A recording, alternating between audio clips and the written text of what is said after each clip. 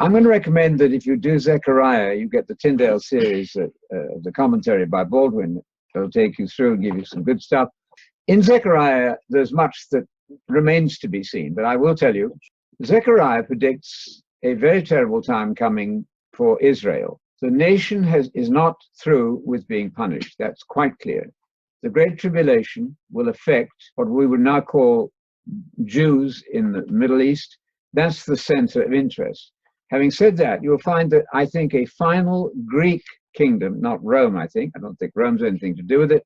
The axis on which that Daniel 2 passage rests is a Middle Eastern statue. Babylon is the head, Babylon is the key. A revived sort of Babylon, whether it be a commercial center or political, I don't know, but there will be 10 kings who fight Jesus when he comes back.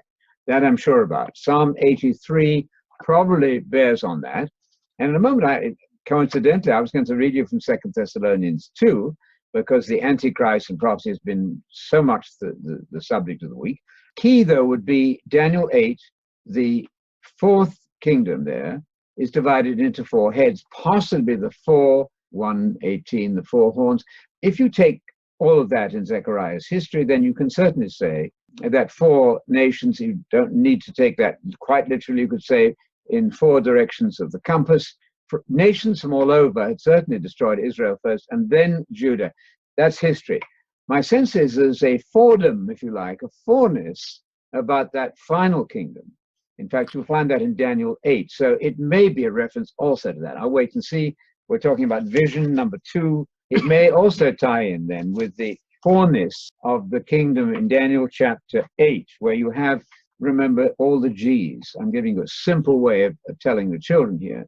You have the goat, which is Greece, which is Alexander the Great. That's easy. Now, out of his kingdom, there arose 4 kingdoms, which possibly might relate to Zechariah 1, the vision 1 of Zechariah 1:18. That's possible. So you've got a foreness now.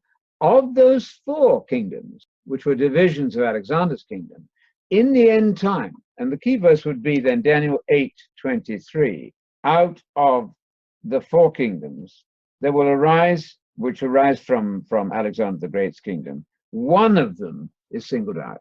So let's look at the very final end view of prophecy from one of the 4 divisions of the Greek kingdom in the latter time of its existence. That would be the ultimate time, the future time, the last phase of one group of the divided Greek kingdom. Then we find the Antichrist, the bad guy. So that I'm sure of, but that's the best I can do. Focus on Daniel 8, verse 23, the latter phase of those 4 kingdoms. One of them is singled out, who in Daniel 11 produces the final king of the north, which is not the west, not, I think, Rome. Incidentally, Isaac Newton was not very good in Hebrew, brilliant man as he was. He got that wrong in Daniel 11:31, or maybe 21 it is. In 21, it talks about somebody arising there as a king of the north, and it turns out to be one of the 4 is singled out. Yes, but it's the last phase of one of those 4 divisions. It turns out to be the Syrian northern kingdom, the little horn.